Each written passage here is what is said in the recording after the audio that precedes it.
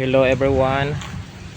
Sa mga members din nato sa Kingdom of the Most High, ang mga bago nato nga mga members, ang third batch, magsugod ang atong meeting sa Hilltop karong October 11. So Saturday na siya, alas 10 sa buntag kita magsugod. So hopefully katong mga bago natong mga members nga na-recruit, makaabot mo pag adto, makabisita mo sa atong meeting house. Okay, sa mga dili man pod members, katong mga namati lang, so gi-invite mo na mo nga mahimong members sa tinuod nga gingharian, which is the Kingdom of the Most High. So maghisgot na gani tag kingdom, no, magtuo day ng mga tao nga tingalig ang kingdom ni na ni Kibuloy, ang kingdom na sa Dapitan, sa Kingdom Pilipina Asinda, or sa mga Saksi ni Jehovah, kay naman po Kingdom Hall diya sa tubangan sa Saksi ni Jehovah. So kini siya dili ni siya di na nato sila mga kaubanan, no. So lahi to sila nga mga grupo. Ang Kingdom of the Most High is a different organization, a different heavenly government niya nga mga grupo. So usually ilatang gipanag-ing, no, pero lahi ning atong grupo mao ni siya ang gingharian nga nagsugod dinhi sa Leyte, Philippines. So wala ni magsugod dito sa Mindanao. So tungod kay naa ni siya sa prophecy sa tagna nga magsugod jud dinhi sa Leyte ang tinuod nga gingharian. So ako na siyang na explain, no, sa mga previous lessons nato diya sa mga previous video. So no need na siguro nga i-explain pa na nato. So katong mga curious, i-scroll down lang na ninyo akong video na diha sa ubos, ako na sige explain. So balik-balik na lang gani na.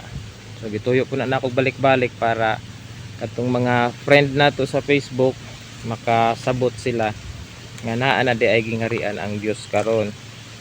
So ang mga tao usually atong mahibaluan nga wala na hilig parte sa trabaho sa Dios, no, kay kanang patay na sila sa paglaom nya kasagaran mo ana nga wala may gamit ang relihiyon, kana na ang pagampo na lang daw.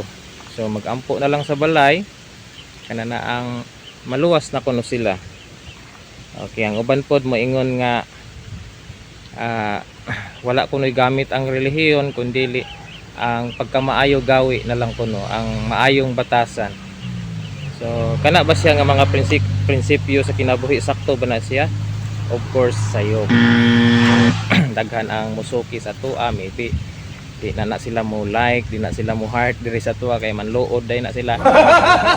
So wala man ta, dili man ta after sa mga heart or likes, no, ang ato nga ma-express nato ang atong kaugalingon diri.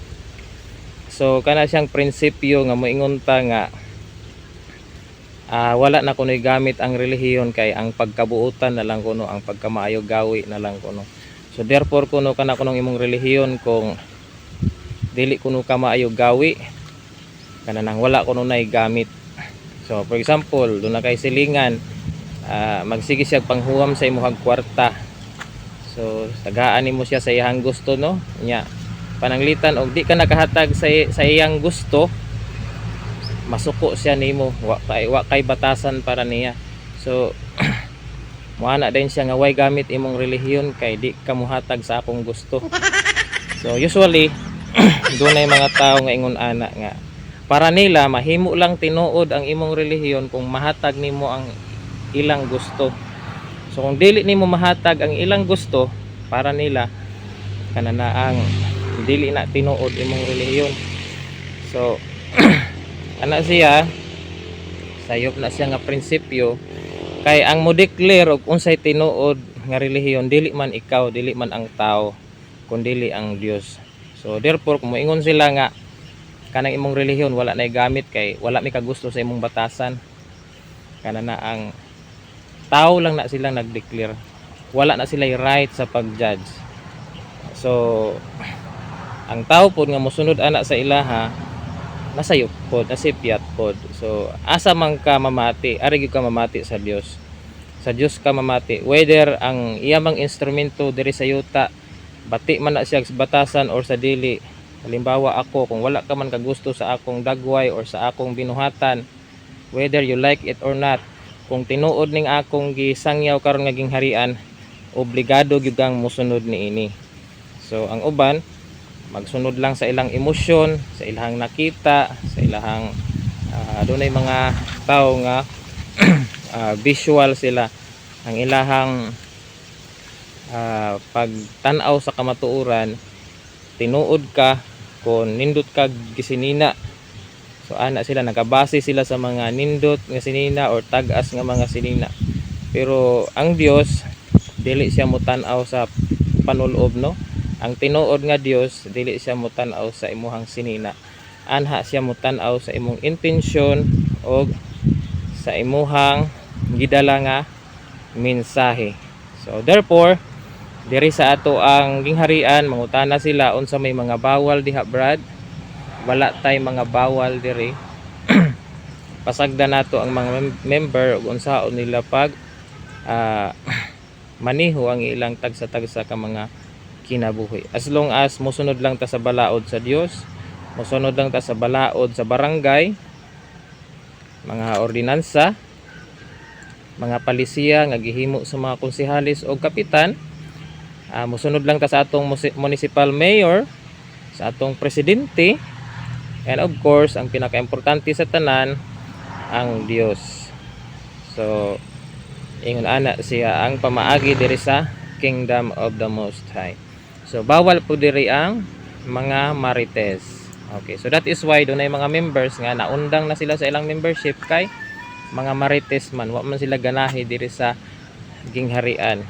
And of course kanana ang hilig lang sila mangita og sayop. So ang nakalisod lang pod kay mangita sila og sayop, utro pod silang daghag sayop. So dire no sa membership nato sa gingharian, at is why dunay uban nga na member sila pan wala na sila ipakialam. Di na gani sila mo message ako, di nagay mangutana og asa man ang meeting, Brad. So mangutana pud ang uban ngano nga di naman pud kumutagad sa ilaha. Ngano man tungod kay nasayod na sila sa kamatuoran, no need na sila nga tagdon. Kay nasayod naman sila asay tinuod. So kung ato pa na sila ikuan, ato pa na silang sunod-sunuron kasi magugud-gukod pa ta sa ilaha, kana na ang wala na gamit to kay nasayod naman sila sa kamatuoran. So kay nasayod na kag usay tinuod, obligado gyud ka nga mosunod. So dili man subjective ang kamatuoran. Usually ang uban maingon sila nga inyo po nang tinuhuan, Brad. So tagsa-tagsa man kuno ang pagtuo. So yes, doon na tay individual nga pagtuo, pero ang trabaho sa Dios usa ra jud.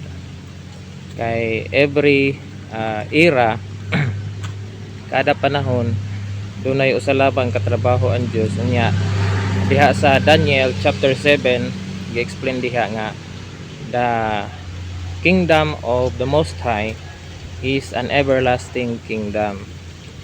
So tanan relihiyon karon kung dili na sila sakop sa kingdom of the Most High, dili na siya everlasting kingdom. So unsa man na siyang everlasting?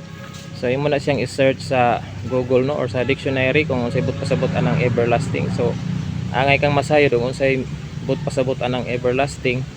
Kay kung ang imong gingharian nga nasakupan karon dili everlasting, but-pasabot dili na siya mohangtod. So pansamantala lang na sa kalibutan. Pero kung everlasting gani na siya, it means mo last na siya hangtod sa walay katapusan.